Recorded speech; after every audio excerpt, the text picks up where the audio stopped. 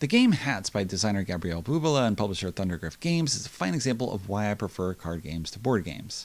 Games themselves, of course, are a much streamlined version of the real world, which has plenty of rules, often contradictory, that vary depending on where you live and who you talk with and what sort of circumstances you are, what your position is in life.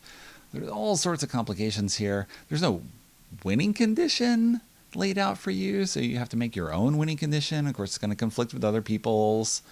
You're going to have all sorts of difficulties. You have no direction initially on what you're going to do, so you need some kind of condition, or you just sort of do random things. Games don't work that way. Here's how to win. Here's the things you're allowed to do.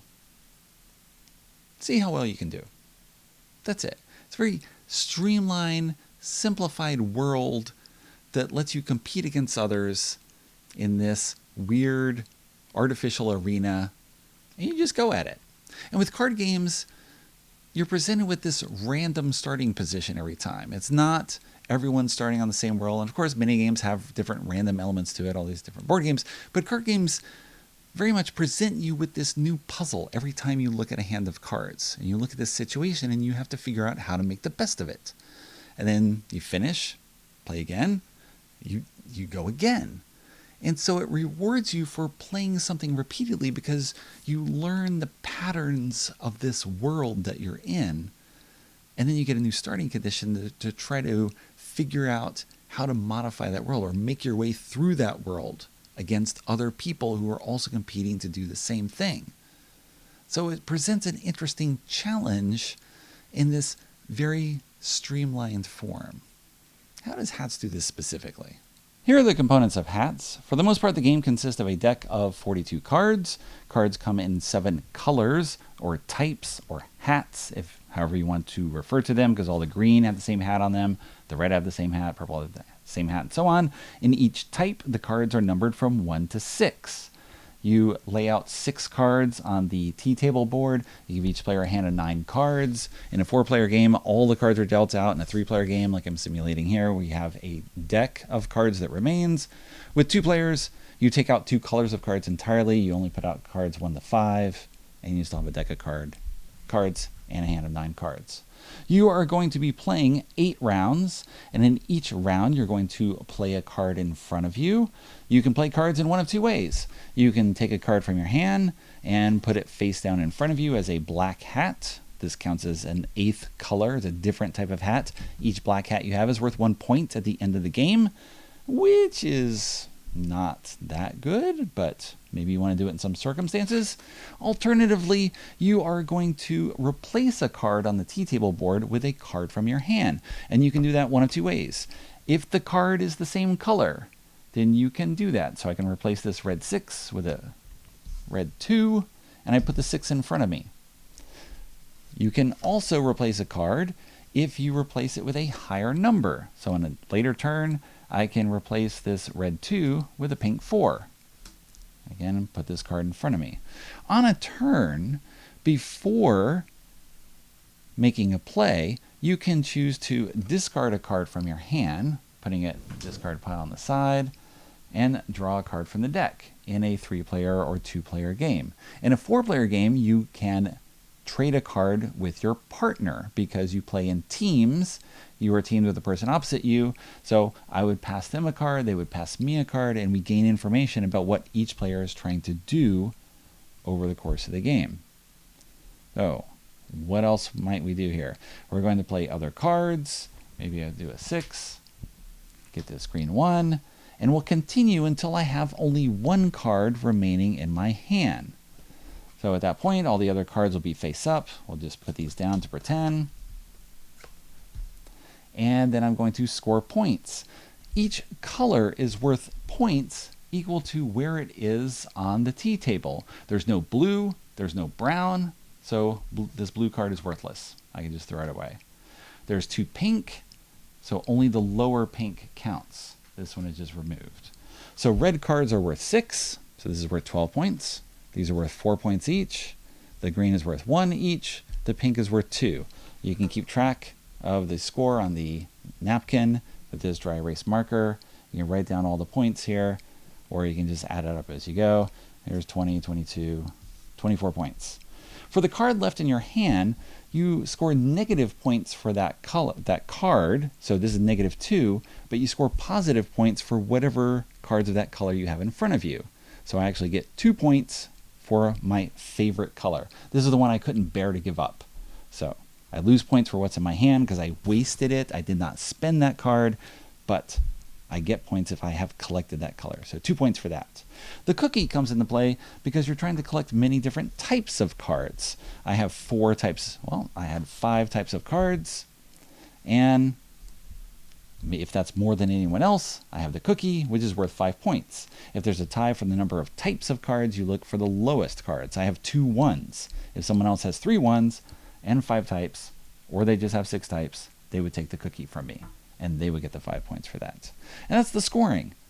Your cards, based on where they are on the T-table, scoring for the cookie, scoring for your favorite color. Add up those points, and high score wins. There's an overview of hats, which I played 4 times on a review copy from Thundergriff Games, twice with 3 players and twice with 2. As I mentioned at the top of the video, this game gives me everything that I want from a card game. It gives me a big challenge in a short period of time where you have to puzzle out everything and just get the most that you can in this very short period of time. It's this interesting puzzle where you are going to play 8 of your 9 cards and you have to make them all matter.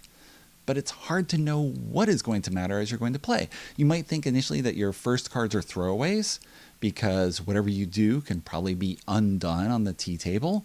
Yet what you're doing is building up a stake in particular colors. And if other players are building up stakes in those colors as well, well, you try to have an alliance with them without necessarily saying it. But of course, if I have blue and you have blue, we both want blue. Let's try to make blue score high and hope the other player can't wreck it. You've got the ability to discard a card in your hand and draw something else that gives you more information about what is not in play in the other player's hands. And that's helpful. And of course, you can go digging for particular colors or numbers, whatever it is, because you have to play for that last card that you have that is going to be negative points. You need other cards in that color, or at least you need a 1 or 2 so you don't lose that many points from it. So you're trying to build up big holdings in colors in order to maximize the points based on wherever things are in the T-table.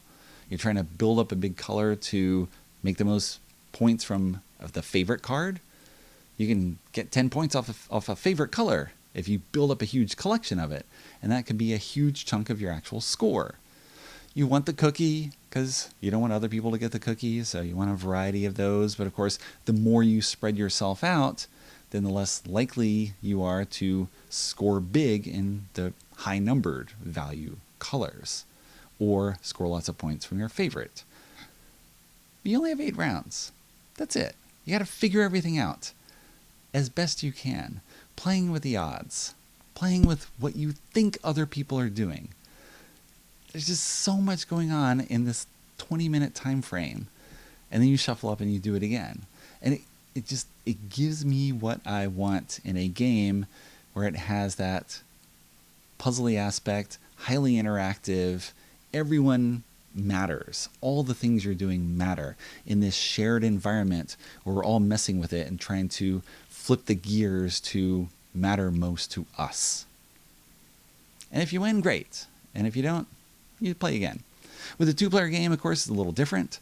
You scale it down with only 5 colors. You only use 5 spaces on the board. Potentially all 5 colors are going to score, depending on how things come out. But again, maybe a color just isn't there. Hopefully a color that your opponent's collecting. You have somewhat more control over what's going on because, of course, it's only you and one other player that's messing with the board. One of my 2-player games, there were 2 red cards on the board. I had the other 4 in my hand, so I had total control over that color. And my opponent had to somehow catch on to that and wipe that color from the board, but did not do that. This is their first game. With a 4-player game, I haven't played it yet. It's just been limited with the number of games I'm trying to preview. Haven't had the right player count here to do the team game. I'm so curious to see what the team game is like, just because I love team games in general. That spirit of working together, but of course you have to figure everything out just based on what people are doing. You can't talk about your plans. You can pass cards to one another to share information that way. Try to feed into what someone is doing. But you just figure out, I'm looking forward so much to that. So there's an overview of hats. It's really good. The drawback is that red and orange cards are nearly identical. That's my one drawback. That's one thing that I'm just like, can't publishers figure this out? Couldn't you do something other than red and orange? Yes, they have different hat designs. Yes, they have different symbols in the corners, but they're so similar. It just, this one little flaw in the production. Why not yellow cards? I don't know. There's all the colorblind issues. There's all sorts of things that play into the game productions. People have goals for what they're going to do. They're going to present things out there. No game is necessarily the perfect package. Hats has a nice metallic closed box. It's a good package. It works out well. So maybe you give it a try yourself. Don that hat and see how it fits you.